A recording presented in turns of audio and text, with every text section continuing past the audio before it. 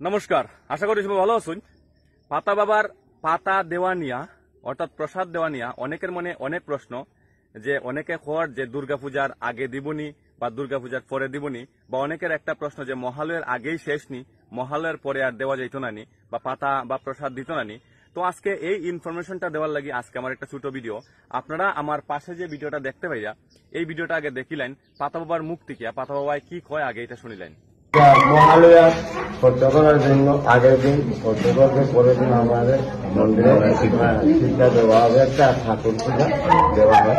একটা পূজা মহালয়া সম্পর্কে বললাম, পূজা সম্পর্কে 5 দিন তারা আনন্দ করা হবে। পূজার জন্য তাহলে পূজার 5 দিন বন্ধ হবে, তখন না শ্বাস আছে ততক্ষণ বন্ধ। যাদের মানে যতক্ষণ ক্ষমতা শক্তি আমাদের জানাইতে থাকবে।